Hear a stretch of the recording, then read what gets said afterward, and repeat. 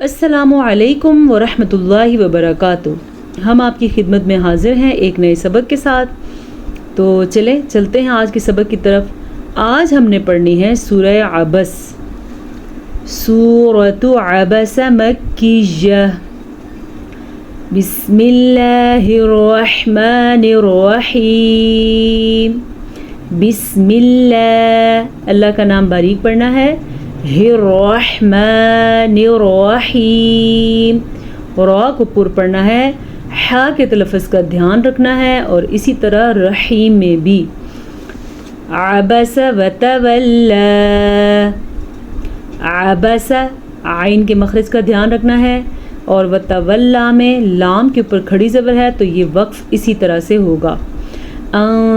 جاءہ الاعمی، یہاں پہ اخفاء کا قاعدہ ہو رہا ہے۔ جب نون ساکن ہو یا نون تنوین ہو، یعنی کہ کسی بھی حرف پر دو زبر، دو زیر یا دو پیش ہوں، اور اس کے بعد حروف اخفاء میں سے کوئی حرف آ جائے تو وہاں پہ نون ساکن کو یا نون تنوین کو کسی حد تک چھپا کر پڑھتے ہیں، اسے اخفاء کہتے ہیں۔ اعمی، اچھا بعض لوگ اس کو پڑھتے ہیں عاما، یعنی کہ نہ تو عین کی فرق اور نہ حمزہ کا فرق، اور بعض لوگ پڑھتے ہیں اعما، نہیں، یہ حمزہ ہے اور آگے عین ہے، ان دونوں کو ہم نے اپنے اپنے حصوں سے نکالنا ہے۔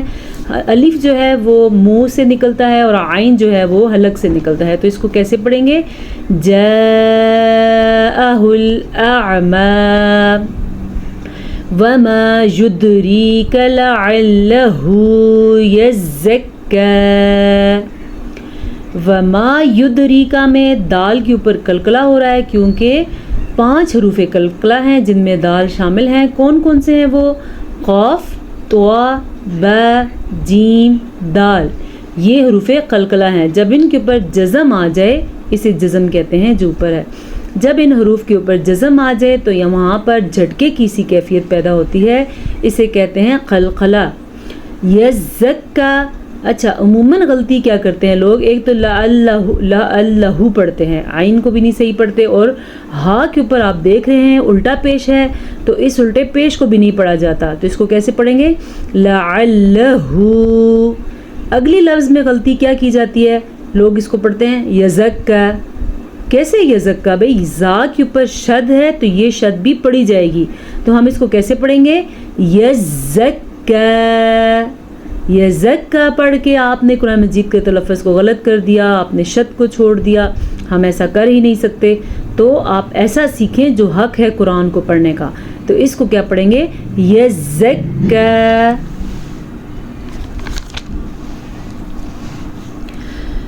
او یذکر، او یذکر فتنفعہ الذکریٰ۔ او یہ لین ہے، جب واو ساکن ہو اور اس سے پہلے حرف کے اوپر زبر ہو تو وہ واو لین کہلاتا ہے۔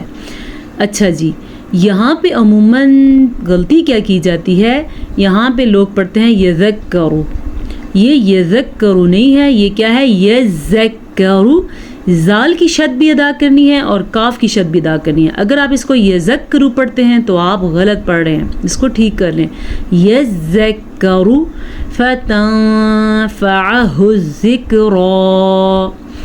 فتن کیا ہو رہا ہے یہاں پہ جناب؟ اخفاء ہو رہا ہے کیونکہ نون ساکن ہے اور نون ساکن کے بعد فا آیا ہوا ہے، فا حروف اخفاء میں سے ہے۔ اگر آپ بھول چکے ہیں حروف اخفاء جو میں آپ کو کئی دفعہ یاد کرا چکی ہوں تو دوبارہ سے سن لیں۔ تا، ثا، جیم، دال، ذال، زا، سین، شین، صاد، ضاد، طا، ظا، فا، قاف، کیف، یہ حروف اخفاء ہیں۔ فا میں نے بھی بولا تھا تو یہ نون ساکن کے بعد فا آیا ہوا ہے تو یہاں پہ اخفاء ہوگا۔ اچھا جی، فتنفعہ الذکریٰ، ہا کو دیکھیں ہم نے چھاتی سے نکالنا ہے اور عین کو ہم نے حلق سے نکالنا ہے، تو یہ کیا بنے گا؟ فتنفعہ الذکریٰ۔ اما من استغنی، یاد رکھیں جب کبھی میم کے اوپر شد آ جائے یا نون کے اوپر شد آ جائے تو وہاں پہ ضرور غنہ کرنا چاہیے، کیونکہ میم اور نون دونوں غنے کے حروف ہیں۔ شد جو یہ اس کے اوپر آپ کو 3 کناروں والی چیز نظر آ رہی ہے، اس کو شد کہتے ہیں۔ غنہ کیسے ہوتا ہے دھیان دیجئے، اما من استغنا، غین کے مخرج کا دھیان رکھیں، اور نون کے اوپر جو کھڑی زبر ہے اسی طریقے سے یہاں پہ وقف بھی ہوگا۔ فأنت له تصدى، فأنت نون ساکن ہے تو اس کو ہم یہاں پہ تا کی وجہ سے یہاں پہ اخفا کریں گے۔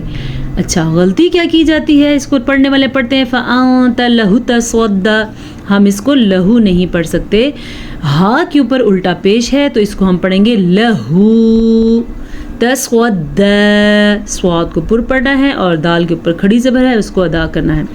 سواد کو پر پڑھتے پڑھتے کہیں تا کو آپ پر مت پڑھ لیجئے گا، تو سودا نہیں پڑھنا، تصدى تا باریک اور سواد پر۔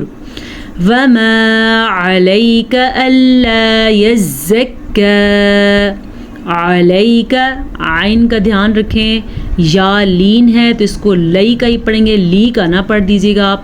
وما علیک اللہ، اکثر لوگ اس کو پڑھتے ہیں اللہ، اللہ اور اللہ میں شد کا فرق ہے، اللہ جو ہوتا ہے اس کے اوپر یہ شد نہیں ہوتی اور اس کے اوپر شد ہے۔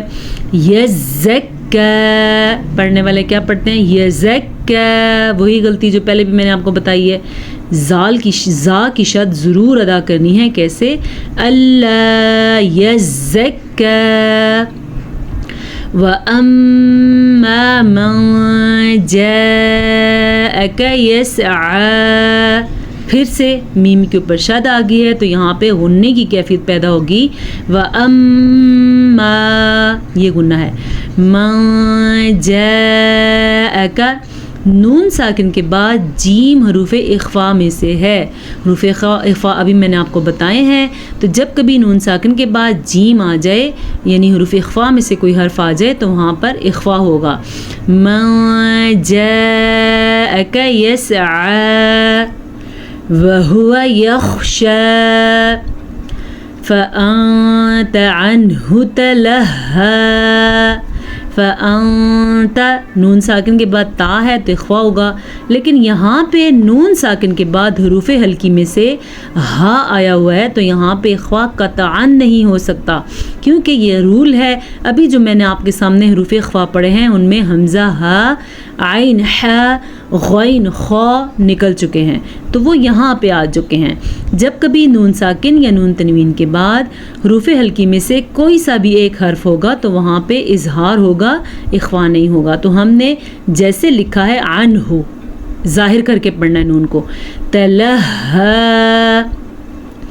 کلا انہا تذکرہ، کلا کے اوپر جو مد ہے یہ 3 الف کے برابر ہے۔ آسان الفاظ میں اس کو سمجھنے کے لیے آپ 3 سیکنڈ کے لیے اس کو لمبا کیا کریں، کیسے کلا، بس اتنا جتنا ہم 3 گن جائیں۔ انہا نون کے اوپر غنہ، تذکرہ یہاں پہ جب وقف ہو جائے تا ایسے گول تا کے اوپر وقف آ جائے تو وہ گول تا ہا میں بن جاتی ہے۔ باقی سبق انشاءاللہ ہم اگلے روز پڑھیں گے۔ ہمارے سبق کو اختتام ہوتا ہے۔ السلام علیکم ورحمۃ اللہ وبرکاتہ۔